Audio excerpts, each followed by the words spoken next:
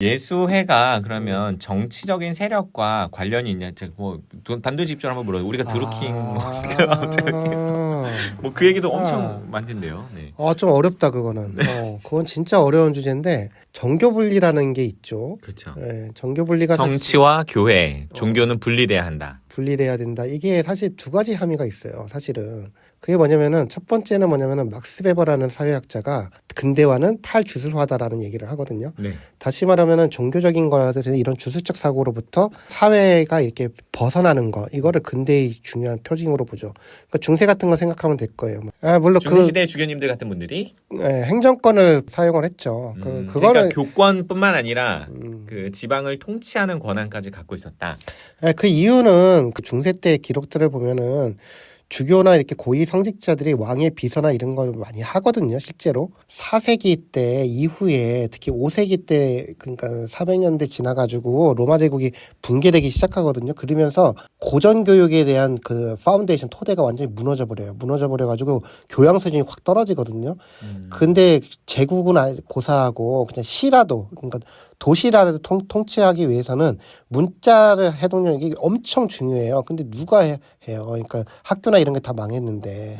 그러니까 수도원에서 라틴어 이렇게 드립다 파고 있는 들을 데려와가지고 그거를 관료를 세우는 거예요. 그렇기 때문에 특히 독일 쪽 그 제국이나 이런 그 신성로마 제국이나 이런 데 보면 희한할 정도로 주교들이 굉장히 권한이 많거든요.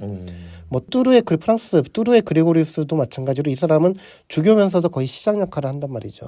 그 왜 그러겠어요? 그러니까 문자라는 거는 뭐냐면 기록을 남기는 거잖아요. 네. 다큐멘테이션을 하게 되면 뭐냐면 세금이라든지 이런 것들을 하기가 되게 편해져요. 그리고 그 어떤 조직을 거버닝 통솔하기 위해서는 이게 보통 노하우나 이런 것들이 필요한 게 아니란 말이죠. 근데 거기에 그런 거를 뒷받침해 줄 수 있는 지식인 집단이 유일하게 성직자나 수도자였기 때문에 그렇게 어쩔 수가 없었던 왜냐하면 교계는 교계 제도라는 게 있어서 교황, 추기경, 주교, 사제 이게 쭉쭉쭉 그런 권한 뭐 이런 게 분배가 돼 있으니까 관료적인 역할을 할 수 있었을 거고 그 관료적인 훈련이 되어 있는 사람들이 주교단과 사제 계급이었으니까 정치적인 어떤 역할을 정치가 몰락했을 때 정권이 몰락했을 때 그 사람들이 주교나 사제들이 좀 그런 자리를 차서 하는 게 효율적이었을 것이다. 그렇죠. 그런데 시대가 바뀌어가지고 특히 계몽의 시대 이후에는 이렇게 법복귀족이라 그래가지고 그 법률 전문가들도 등장하게 되고 그렇게 되니까 이게 전문성을 갖춘 공무원들이 이렇게 등장하게 되는 거죠. 그러면서 탈주술화 또는 이렇게 탈종교화가 되는 거예요. 이게 첫 번째 정교 분리의 의미거든요. 너무 확 와닿아요. 그러니까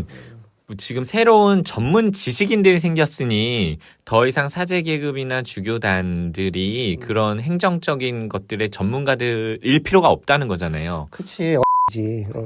삐! 아무튼 두 번째 그 정교 분리는 이거가 좀 복잡한데 프랑스 대표적인 프랑스예요. 프랑스 같은 경우는 제2 제정 나폴레옹 3세가 1870년에 쫓겨나고 영국으로 도망가서 망명해서 죽죠. 그러면서 프랑스는 공화정으로 계속 유지돼요. 그렇게 되는데 이때 사회주의자들이 정권을 잡을 때가 많아요. 근데 이 사람들 같은 경우가 어떤 프로젝트를 하냐면은 공교육 체제에서 완전히 그 종교적 세계를 없애려고 해요. 그래서 예수회를 다 쫓아내버려요.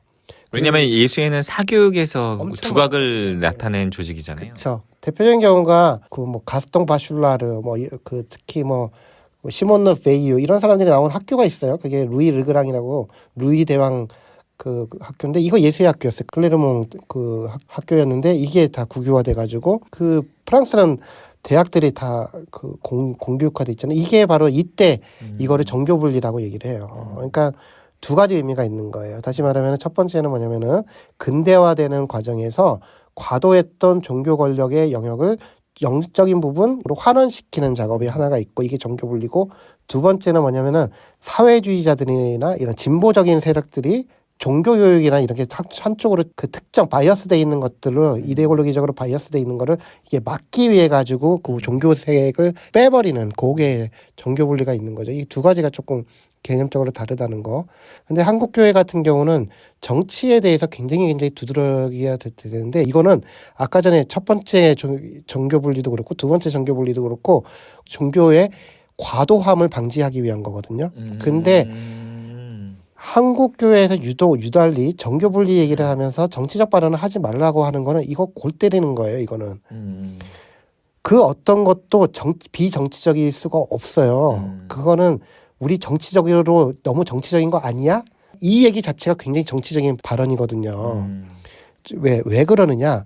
그 프란치스코 교황님이 썼던 모든 형제들의 마지막 챕터가 뭐냐면 더 나은 정치를 위하여라고 돼 있잖아요. 그러니까 정치라는 거는 뭐냐면은 정치인들만이 프로페셔널하게 하는 그런 영역이 아니라 정치라는 거는 더 나은 삶과 더 나은 공공선의 증진을 위해 가지고 하는 행위가 정치 행위거든요. 그리고 이걸 왜 하면 안 심지어는 됩니까? 그 정치 행위가 가장 큰 사랑의 행위 실천이 될 수도 있다라고 표현하신 것도 기억이 나요. 아무튼 그런 점에서 보면은 좀 웃기죠. 그거는 왜 정치 얘기지? 제가 좀만 첨언을 하면은 정치를 통해서 해결할 수 있는 문제들이 너무 많다는 거예요. 정치를 통해서 가난한 이들이 더 많은 나은 삶으로 초대될 수 있는 경우도 너무 많다는 거예요, 사실은. 그거 하나만 잘 이렇게 한다면 사회가 구조적으로 더 나아질 수 있다는 거죠. 그거보다 더 그렇게 기도하는 것도 의미가 있고 우리가 반드시 해야 되는 일이겠지만 정치는 실천적으로 사람의 삶을 바꿀 수 있고 그 사람의 행복을 모든 사람이 그 행복하라고 이 소명을 받은 거 아닙니까? 그런 것들에 실제적인 도움을 줄 수 있는 거기 때문에 가장 큰 사랑 행위로 할 수 있다라는 그 표현을 쓰셨던 기억이 나요. 제가.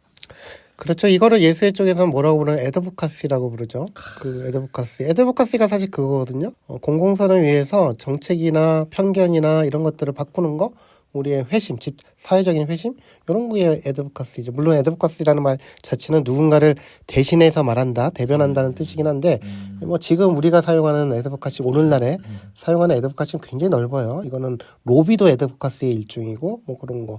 사실 이게 정치 행위라는 거죠.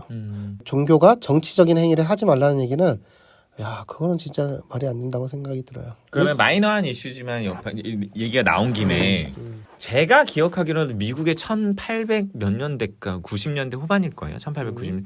그때 예수 회원으로서 정권에 공직자로 임명이 된 사람이 있다고 들었어요.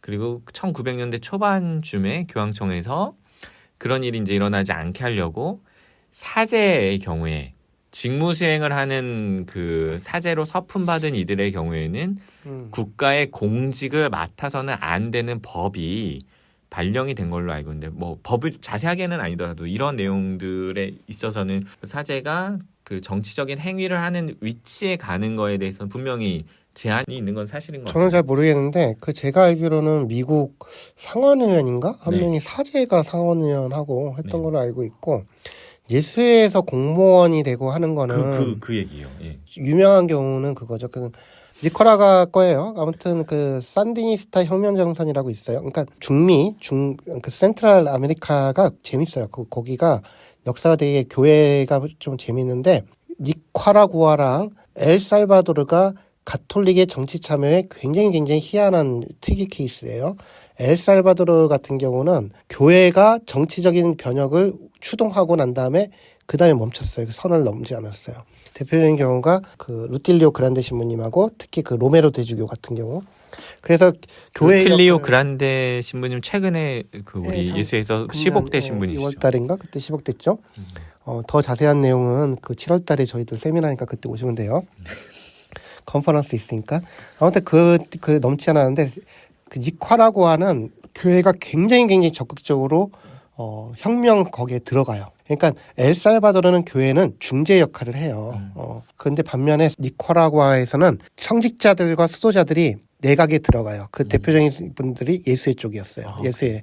예. 그것 때문에 요한 바오로 2세 교황님 완전 돌아가지고 그래서 막 그거 하지 말라고 엄청 강하게 얘기하고 막 설마 그랬거든요. 요한 바오로 2세 교황님께서 삐 하셨겠습니까? 아니, 그냥 정말로 그냥 분노하셨겠죠. 네, 그래서 그래서 뭐 그때 아주 유명하죠. 아주 유명한 사건이죠. 그럼 그때 이후로 어떤 공문 같은 게 나와서 교회 내에서 예를 들면은 신부님이나 저나 정치 정당에 가입해서 뭐 국회의원이 될 수는 없잖아요. 뭐 뽑아주지도 않는데 뽑아주지도 않겠고 그 우리 회원에 보면 그거 아무튼 뭐 안 되게 돼 있습니다. 네. 여튼 뭐 그런 의미에서는 관심이 분리가 돼 워낙 있는 것 없어서. 같고 그럼에도 불구하고 예수 회원들이 정치에 참여하는 것은 소명이자 사명으로 신부님 이야기로는 들리는 것 같아요. 그렇죠. 그렇게 되고, 그러니까 그 이 두 가지는 구분할 필요가 있을 것 같아요. 저는 그러니까 제가 정치에 대해서 우리가 들어가야 된다라고 하는 거는 참된 정치의 의미에서 그렇다는 거고, 진짜 백이 정치고, 정치적인 건 괜찮다. 하지만 이 정치가 공공선이라든지 약자들이라든지 배제받은 사람들이 위한 거라고 한다면 그렇죠. 더더욱 괜찮다. 아드보카시니까. 신부님 오늘 얘기 잘 들었고요. 정리를 좀 하면 응. 프랑스 대혁명 때 예수연들이 핍박을 받았다고 얘기했지만 신부님이 이제 들려주신 얘기를 잘 들어보니까 예수연들이 그걸 복귀할 필요가 있겠다는 생각이 들어요. 우리가 어떤 포지션을 취했고 누구를 위해서 우리의 사제 생활 혹은 수도 생활을 하고 있었는지 프랑스 대혁명 시기에는 물론 다 그렇진 않았겠지만 많은 예수연들이 쫓겨나고 혹은 이렇게 핍박받고 심지어는 죽음을 당하기까지가 사실은 가난한 이들에 대한 우리의 원래의 사명을 수행하는 것이 아니라 이미 부르주아가 된 계급에 대해서 그들의 권위를 옹호하는 입장으로 서 있다가 시민혁명에서 철퇴를 맞은 그런 경험인 것 같고 그런 것들이 역사적으로 기록에 남아 있으니 우리는 그것들을 좀 복귀하고 좀 잘 분석하고 그 같은 일을 반복하지 않도록 하면 좋겠다는 생각이 좀 들고요. 그런 것들이 사실 빌미를 제공한 면이 있는 것 같아요. 예수의 음모 이론이나 왜냐하면 해산도 됐었고 그 다음에 핍박도 받았었고 또 아까 얘기하실 때는 초반에는 1600년대, 1500년대 후반에는 그 개신교와의 어떤 그 긴장 관계 같은 것들이 있었고 그러니 지금 저희가 뿌리 읽기를 하는 이유 중에 하나가 그런 오해를 좀 풀려는 거거든요. 너무 그 확산되는 그 오해, 루머 이런 것들이 조금씩 유튜브나 이런 걸 통해 더 많아지고 있어서 좀 완화시키고 실제로 어떤 일이 있었는지 좀 들려드리는 그 얘기를 좀 하고 있는데 오늘 뭐 강하게 많은 것들을 이렇게 다루지는 정말 말도 안 되는 얘기들은 빼고 일단은 임진왜란에 대한 얘기를 1부 때 했고 오늘은 이제 프랑스 대혁명 시기에 예수연들이 좀 핍박을 받았었는데 그때 사회적 맥락 거기서 이제 정치적인 어떤 선택을 했었는지 그리고 우리는 현대 예수연들은 정치에 어떻게 참여해야 되는지 신부님 개인적인 견해를 좀 들려주신 것 좀 감사하게 여기면서 오늘은 이만 마치도록 하겠습니다. 여러분 긴 시간 들어주셔서 감사드리고 앞으로도 계속 좀 사랑해 주시면 좋겠습니다. 여러분 안녕.